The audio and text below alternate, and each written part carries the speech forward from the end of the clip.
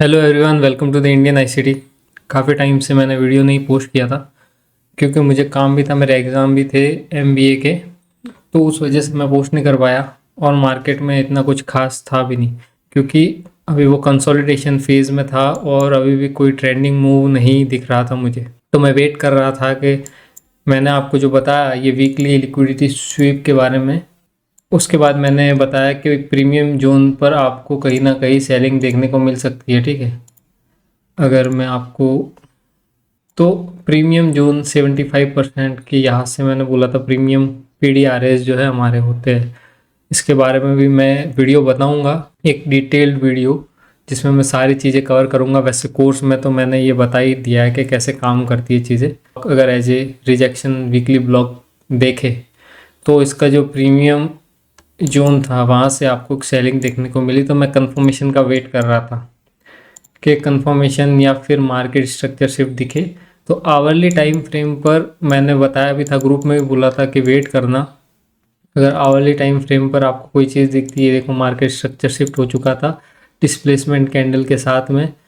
ठीक है, उसके बाद में ये लिक्विडिटी के नीचे और ये जो रिजेक्शन ऑर्डर ब्लॉक था इसके 70-80% तक करेक्शन आया। ठीक है, तो मैंने बोला था आवरली टाइम फ्रेम पर, तो यहाँ पर भी फेयर वैल्यू गैप बना था। तो यहाँ पर क्या हमको ट्रेड लेनी चाहिए? नहीं, क्योंकि यहाँ पर कोई ट्रेड नहीं बनी। ठीक है, यहाँ पर ट्रैपिंग हुई, यहाँ पर कोई ट्रेड नहीं बनी। कैसे ट्रेड बनती है और कैसे एंट्री होती है वो सारी चीज़ें भी मैंने कोर्स में बताई है। तो यहाँ पर एंट्री नहीं बनी। यहाँ पर मुझे मार्केट की क्लोजिंग होते होते जब 30 मिनट बाकी थे मार्केट की क्लोजिंग के, तब मुझे लास्ट में कहीं 1 मिनट पर एंट्री मिली। लेकिन फिर भी अगर देखते तो हाई प्रोबेबिलिटी एंट्री यहाँ पर अगर हमको छोटे टाइम फ्रेम पर मिलती तो और भी ज़्यादा सही रहता। लेकिन यहाँ पर एंट्री थी तो मैंने थोड़ा रिस्क लिया BTST के लिए। ठीक है, ये इक्वल लोज जो है ये ग्रैब होंगे और ये सेल साइड की लिक्विडिटी जो दिख रही है आपको ये ग्रैब होती हुई दिख सकती है। अगर यहाँ से रिजेक्शन नहीं आता है तो ये बाय साइड की यहाँ की लिक्विडिटी ग्रैब का वेट करना है। यहाँ पर अगर लिक्विडिटी ग्रैब दिखता है तो फिर उसके बाद में आपको ये सेल साइड की लिक्विडिटी की तरफ रुख करना है अपना। तो ये तो अभी की बात हो गई। अब ये जो पीछे गैप अप और गैप डाउन हुआ था उसके पीछे क्या रीज़न था उसके बारे में मैं आपको बताता हूँ। अगर वीकली टाइम फ्रेम पर देखोगे आप तो मैंने इस ऑर्डर ब्लॉक के बारे में बात की थी। मैंने बोला था इसकी जो प्रोबेबिलिटी है इस ऑर्डर ब्लॉक की वो बहुत ही ज़्यादा हाई है, 80% तक की मैंने बात की थी। क्यों? क्योंकि ब्रेक ऑफ स्ट्रक्चर हो चुका था। ठीक है, ये हमारा लेफ्ट साइड का फर्स्ट स्विंग था, उसके बाद में पहला ऑर्डर ब्लॉक था, इसकी प्रोबेबिलिटी और वीकली टाइम फ्रेम का था। लेकिन आप जब देखोगे ना तो इसने कंफर्मेशन नहीं दिया। हर बार इसने क्या किया, लिक्विडिटी स्वीप की और हमको ये बताया कि मैं नीचे नहीं जा रहा हूँ। आप समझ रहे हो ना, जो बजट का दिन था और वो सारी चीज़ें लिक्विडिटी स्वीप करता गया। मैंने बताया था क्लोजिंग आएगी तो हम मानेंगे कि वीकली टाइम फ्रेम पर जो है मार्केट स्ट्रक्चर शिफ्ट तो हो ही चुका था, वीकली टाइम फ्रेम पर डाउन ट्रेंड स्टार्ट होगा। लेकिन वैसा नहीं हुआ, इसने लिक्विडिटी स्वीप दिखाया और उसके बाद में जो भी वीक हैंड्स थे जिन्होंने पहले बाय किया, ठीक है, जिन्होंने पहले बाय किया, देखो ये यहाँ पर वीकली टाइम फ्रेम का ऑर्डर ब्लॉक था और डेली टाइम फ्रेम का भी था। तो मैंने बोला था यहाँ की लिक्विडिटी लेके जा सकता है, ये रिजेक्शन ब्लॉक होगा। ठीक है, तो लिक्विडिटी ग्रैब आता गया, क्लोजिंग नहीं आई, इस दिन भी क्लोजिंग नहीं आई। यहाँ पर मेरी पोजीशन थी लेकिन वो मैंने इंट्राडे में ही निकाल दी थी कुछ प्रॉफिट के साथ में और मैंने होल्ड नहीं की थी।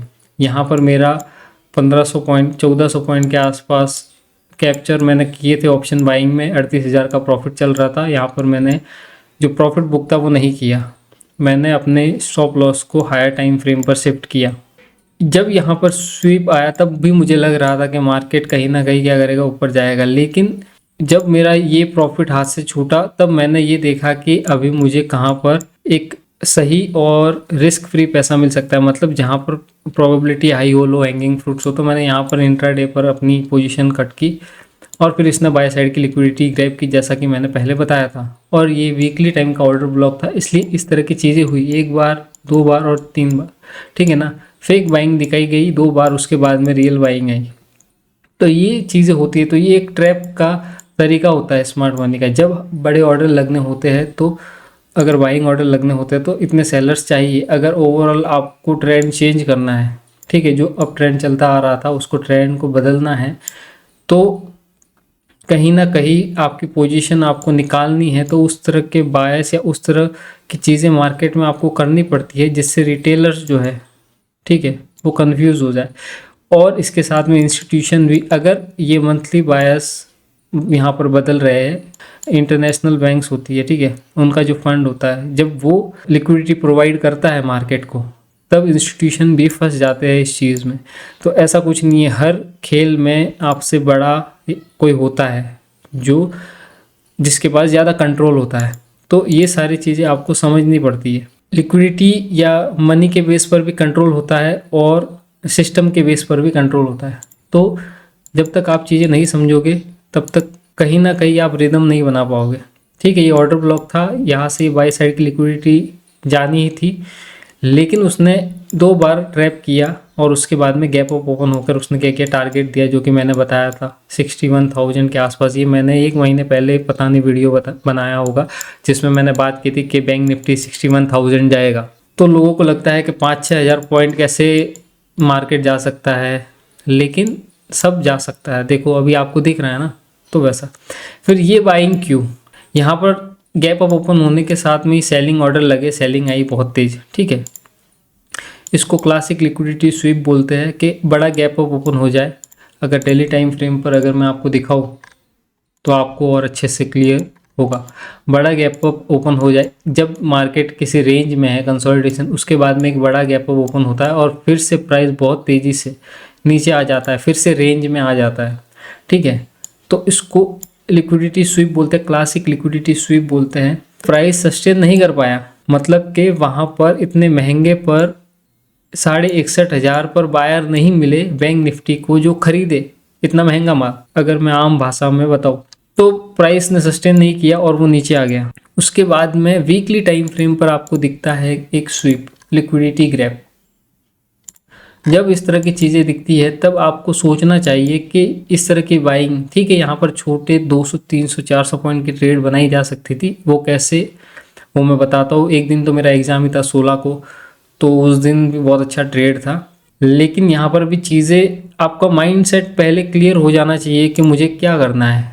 अभी जो हायर टाइम फ्रेम के बायस थे वो वीकली टाइम फ्रेम पर मुझे डाउन दिखा रहे थे। तो इस तरह की बाइंग में आपको पार्टिसिपेट करने से पहले ये ध्यान होना चाहिए कि जो मेरे वीकली बायस है वो क्या है, वो डाउन साइड है, वो नेगेटिव है, वो सेलिंग की तरफ है। तो ये इस तरह का मूव क्या होगा आपके लिए, एक पुल बैक मूव होगा, रियल डिस्ट्रीब्यूशन मूव नहीं होगा, ये एक मैनिपुलेटिव मूव होगा।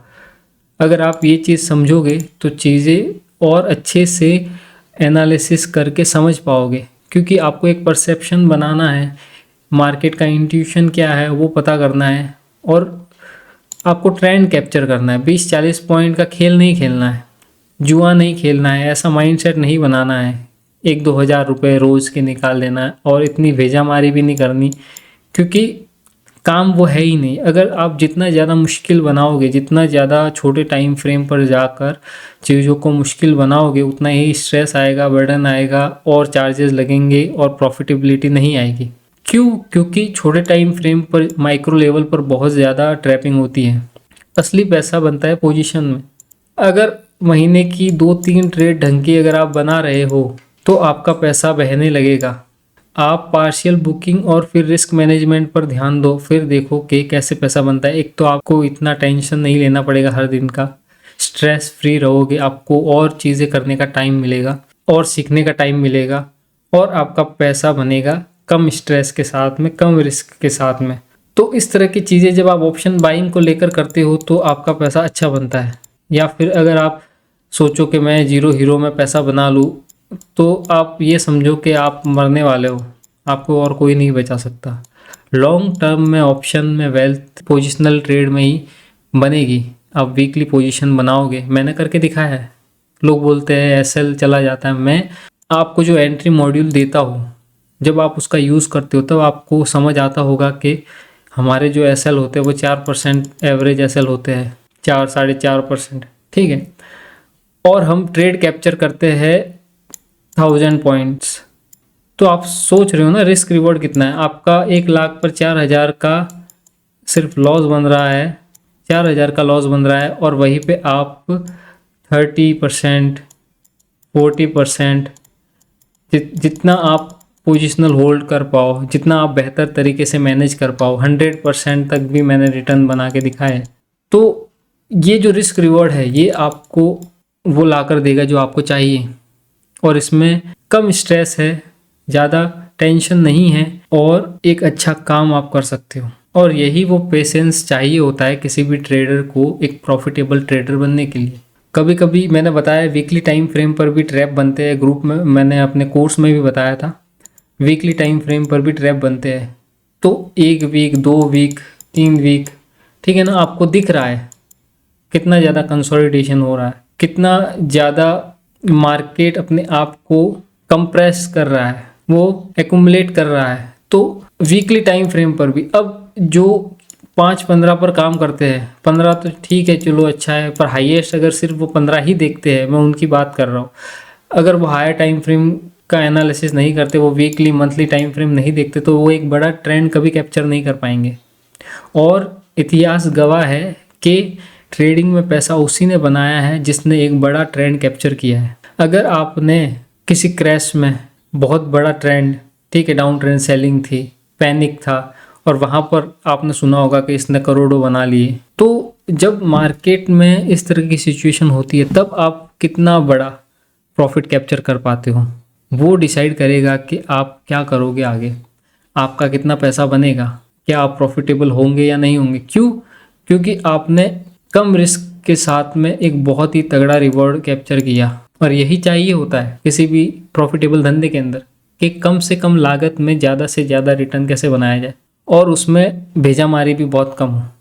ठीक है, तो पोजिशनल एक ऐसी चीज़ है, तो मैं पोजिशनल पर शिफ्ट हुआ। अभी मैं इंट्राडे नहीं करता हूँ, इसलिए हर दिन के मार्केट एनालिसिस तो नहीं आएंगे, लेकिन मैंने उससे भी बेहतर चीज़ आपके लिए सोची कि मैं आपको और किस तरह से बेहतर बना सकता हूँ और एक डेप्थ नॉलेज दे सकता हूँ जिससे आपका भी बेड़ा पार हो जाए। तो मैंने सोचा कि जो भी मेरी पोजिशनल ट्रेड होगी 1 महीने की, चाहे अगर वीकली पोजीशन है, लगभग तो वीकली ही होगी, या ज़्यादा से ज़्यादा 2 वीक की, ठीक है, तो मंथ की 2 या 3 ट्रेड बन सकती है मेरी पोजीशनल, या फिर एक ही बने सिर्फ।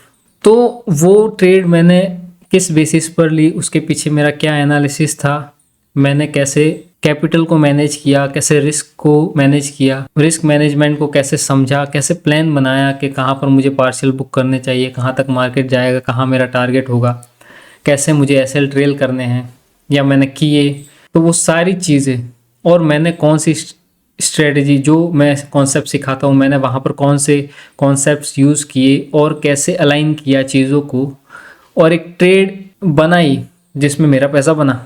पूरा जो प्रोसेस है, जो पूरा प्रोसेस है उस पोजिशनल ट्रेड का, ठीक है, वो मैं आपको शेयर करूँ एज ए मैगजीन, जिसमें सारी चीज़ें, चार्ट के जो डायग्राम होंगे, जो लाइव चार्ट जहाँ पर मैंने ट्रेड बनाई, मैंने कैसे एंट्री ली, जो मेरा माइंडसेट था वो क्या चल रहा था, चार्ट और उसका एक्सप्लेनेशन उस मैगजीन के अंदर हो, और वो मैं एक एक चीज़ वहाँ पर क्लियर करूँ। क्योंकि वीडियो के अंदर आकर इतना सब बताना बहुत लंबा वीडियो होता है, और जो इतना पेशेंसफुली नहीं बैठ पाते वो तो नहीं बैठ पाएंगे, वो वीडियो नहीं देख पाएंगे। 1 घंटे का वीडियो नहीं देखेगा कोई इंसान, उसको चाहिए इंस्टा की रील जो उसको ट्रेडर बना दे, जो कि नामुमकिन है, कोई भी नहीं कर सकता। अगर आपको प्रॉफिटेबल होना है तो आपको मार्केट में बैठना पड़ेगा। पोजिशनल आप जाते ही सीधे ही पोजिशनल ट्रेड नहीं कर सकते, पहले आपको छोटे टारगेट्स, लो हैंगिंग फ्रूट्स पर काम करना होता है कि मैं 100 पॉइंट 200 पॉइंट तक कैप्चर करूं, इंट्राडे में मैं प्रॉफिटेबल हो जाऊं, फिर जाकर आप पोजिशनल की तरफ शिफ्ट होते हो। तो ये एक प्रोसेस के थ्रू आता है। जब आप साल दर साल काम करते जाते हो तो आपके अंदर से चीज़ें आती है कि हाँ अब मैं बेहतर बन चुका हूँ और मुझे अपने आप को खोलना चाहिए, थोड़ा और बेहतर बनाना चाहिए, थोड़ा और मार्केट को समझना चाहिए। तो जब आप ये समझ बना लेते हो तब इस तरह की चीज़ें आप कर पाते हो। उससे पहले मुश्किल है, बहुत ही चीज़ें करना, आपको लॉस भी हो सकता है। लेकिन एक चीज़ मैंने फेस की जब मैं सीख रहा था कि गलतियां जब मुझसे हो रही थी ना, तो मुझे कोई बताने वाला नहीं था वहाँ पर कि ये यहाँ पर तूने गलती की है। मुझे पता चल भी जाता कि हाँ मेरी गलती हुई है, तो उसको सुधारूँ कैसे। उस सिचुएशन में साइकोलॉजी के लेवल पर और टेक्निकल के लेवल पर जो मैं गलतियां करता था उन्होंने मुझे बहुत ज़्यादा परेशान किया। प्रोसेस को लंबा बनाया, खींचा उसको, उससे फ़ायदा भी होता है लेकिन टाइम ज़्यादा लगता है। तो मैं ये मानता हूँ कि जो लोग ट्रेडिंग कर रहे हैं अभी और उनको बहुत सारी दिक्कतें आती होंगी, हाँ उनके बहुत सारे ट्रेड सही भी जा रहे हैं, कहीं पे एसएल भी लग रहे हैं, कहीं उनकी साइकोलॉजी गड़बड़ा रही है तो वो लॉस कर रहे हैं, एक लूजिंग स्ट्रीक बना ली है पूरी और समझ नहीं पा रहा मैं उस फेज से कैसे बाहर निकलूँ। ठीक है, तो ये बहुत सारी चीज़ें जो होती है वो उनके माइंड में चलती रहती है कि कैसे चीज़ें बेहतर होंगी। तो वहाँ पर एक हैंड होल्डिंग सपोर्ट अगर किसी का हो जो आपको उसी टाइम पर बताए कि ये तूने यहाँ पर गलती की थी, यहाँ पर तेरी गलती थी, तो कैसा रहेगा। तो फिर मैंने सोचा कि क्यों ना मैं जो अपनी पोजिशनल ट्रेड बनाऊँ और नेक्स्ट जो भी वीक होगा उसमें मार्केट किस तरह से, मेरा जो पर्सनल व्यू है वो मैं दूँ और एक लाइव Q&A सेशन भी करूँ जहाँ पर आप क्वेश्चन पूछो, आपने जिस भी इंस्ट्रूमेंट में या किसी भी इंडेक्स में ट्रेड किया हो, कोई भी लॉजिक हो कि हाँ मैंने यहाँ पर ट्रेड किया और मेरा पैसा नहीं बना, मेरा एसएल क्यों चला गया, या फिर मुझे इतने लॉस हो रहे हैं तो ये जो मेरी साइकोलॉजी इम्पैक्ट हुई है वो कैसे ठीक होगी। इस तरह के साइकोलॉजी और टेक्निकल रिलेटेड सारे क्वेश्चन उस Q&A में आप मुझसे पूछो और मैं आपको उन सब के जवाब दूँ। तो कैसा रहेगा, एक मैगजीन जिसमें मेरी जो ट्रेड होगी उसका एग्जीक्यूशन का पूरा रोड मैप होगा। ठीक है, उसके बाद में उससे रिलेटेड जितने भी कॉन्सेप्ट्स मैंने यूज़ किए होंगे उनके बारे में उसके अंदर लिखा होगा। नेक्स्ट वीक में जो होने वाला है मार्केट को लेकर, उस नेक्स्ट वीक में मेरा जो व्यू है वो क्या होगा, और इसके साथ में एक Q&A सेशन। तो ये चार चीज़ें मैं आपको दूँ हर मंथ, तो कैसा रहेगा। मतलब कि मैगजीन आएगी और Q&A सेशन होगा जिसमें मैं आपको बताऊंगा कि आपने क्या गलतियां की, आपका पैसा क्यों नहीं बना, और मैं लाइव ट्रेड करके भी दिखाऊंगा और आपको month by month profit grow करके दिखाऊंगा कि कैसे पैसा बनेगा और कैसे सारी चीज़ें मैनेज होगी। ठीक है, तो अगर मैं ये सारी चीज़ें करूँ तो क्या आप लोग इंटरेस्टेड है, क्या आप लोग सीखना चाहेंगे उस तरह से, क्या आप लोग इस तरह की चीज़ें या इस तरह की चीज़ों से सीखने में इंटरेस्टेड हो। अगर हो तो कमेंट करना कितने लोग हैं जो सीखना चाहते हैं सच में और इस फील्ड में आगे बढ़ना चाहते हैं। तो ये सारी चीज़ें करने का मैं सोच रहा हूँ। तो अगर आपको सही लगता है तो बताना, तो मैं सोचूंगा तो अप्रैल से जो नया फाइनेंशियल ईयर अभी जब आएगा तो हम स्टार्ट करेंगे इस चीज़ को। तो मैंने सारी चीज़ें बता दी है। वीकली टाइम फ्रेम पर तो लिक्विडिटी स्वीप आया है, एक रिजेक्शन ब्लॉक बना है, ये दोनों जो कैंडल है वो इनसाइड बार बनी हुई है। तो फिर वेट किया हमने कि कब चीज़ें बदले। यहाँ पर 15 मिनट और 1 आवर का ऑर्डर ब्लॉक था। तो ये जो मूव था ये ट्रैप मूव था, आपको पता होना चाहिए। ये आपके टारगेट थे, ये आपका पहला टारगेट था और यहाँ का 75% आपका दूसरा टारगेट था। तो जैसे ही यहाँ पर इसने गैप अप ओपन किया उसके बाद में इसका जो लेफ्ट साइड का स्विंग था वो यहाँ था, लेकिन इसने क्या इसके नीचे क्लोजिंग की नहीं दी, उल्टा यहाँ पर इसने एक क्या बना दिया था, ऑर्डर ब्लॉक बना दिया था, जो कि क्या था, एक्सट्रीम ऑर्डर ब्लॉक था आवरली टाइम फ्रेम का। ऐसा देखा जाए इस गैप अप के बाद में तो मार्केट ने क्या किया, पहले यहाँ पर मार्केट स्ट्रक्चर शिफ्ट किया, उसके बाद में यहाँ पर एक फेयर वैल्यू गैप बनाया, पहले कंफर्मेशन दिया, ये देखो यहाँ पर एक मार्केट स्ट्रक्चर शिफ्ट किया, उसके बाद में यहाँ पर फेयर वैल्यू गैप बनाया और फिर यहाँ पर आपको 1 मिनट पे एंट्री मिल गई। अगर चाहे तो 1 मिनट पे भी मैं आपको दिखा सकता हूँ। और ये आपका टारगेट था ये, और यहाँ का 75%। ठीक है, तो अगर 1 मिनट में मैं आपको दिखाऊँ तो ये देखो,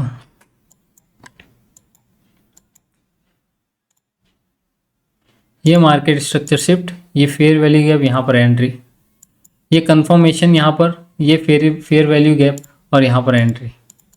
ठीक है, ये आपका टारगेट था, इनिशियल जो लो हैंगिंग फ्रूट थे वो ये थे। ठीक है, फिर 75% जो डेली टाइम फ्रेम की कैंडल की बात कर रहा हूँ। तो चीज़ें सामने ही थी, लेकिन क्या आप चीज़ें देख पाए, क्या आपने पैसा बनाया। उसके बाद में ट्रैपिंग स्टार्ट हो गई। फिर आवरली टाइम फ्रेम पर आप देखोगे तो आपको क्या मिलता है, मार्केट स्ट्रक्चर शिफ्ट, जो कि मैंने वीडियो के स्टार्ट में बताया था। मार्केट स्ट्रक्चर शिफ्ट, लिक्विडिटी के नीचे क्लोजिंग, अच्छी क्लोजिंग और फेयर वैल्यू गैप। ठीक है, तो यहाँ से मैंने एक BTST बनाई है, इक्वल लोज पहला टारगेट, और जो सेल साइड की लिक्विडिटी है वो अगर यहाँ से नहीं आता है मूव तो यहाँ पर हम देखेंगे। ठीक है, नहीं तो यहाँ पर लिक्विडिटी स्वीप देखेंगे ऑल टाइम हाई का। तो ऐसा नहीं है कि मैंने बताया, जब 1 मिनट पर जब आप देखते हो चीज़ें उस तरह से काम करती है, आपको एंट्री मिलती है, तब आप जाकर एंट्री लेते हो। ऐसा नहीं है कि तो मैंने आपको एक प्रोसेस दिया जो आपको ये बता सके कि कहाँ पर मुझे ट्रेड बनाना चाहिए और कहाँ पर नहीं बनाना चाहिए। तो मैं आपको वो चीज़ देता हूँ जो सस्टेनेबल है, जो आप आने वाली पीढ़ी को भी सिखाओगे तो वो भी सीखेगा, कुछ आपका पैसा बनेगा लेकिन उसका भी बनेगा, क्योंकि मैं आपको एक रियल चीज़ सिखा रहा हूँ। आपको दिख रहा है, आप मेरी बात पर भरोसा मत करो, आप मैं जो बोल रहा हूँ जाकर देखो, करो, क्या आपको चीज़ें होती हुई दिख रही है या नहीं दिख रही। अगर आपको दिख रही है तो फिर आप मुझसे सीखो, अगर नहीं तो फिर जिससे भी सीखना है सीखो, ठीक है। और जो मैंने बताया कि मैं जो सोच रहा हूँ उस प्लान के बारे में कि मैगज़ीन और Q&A सेशन रखूँ मंथली बेसिस पे और आपको बहुत सारी चीज़ें सिखाऊँ, तो अगर आप उसमें इंटरेस्टेड हो तो कमेंट करना और मुझे बताना कि क्या स्टार्ट करना चाहिए। और इस वीडियो में इतना ही। Thank you so much.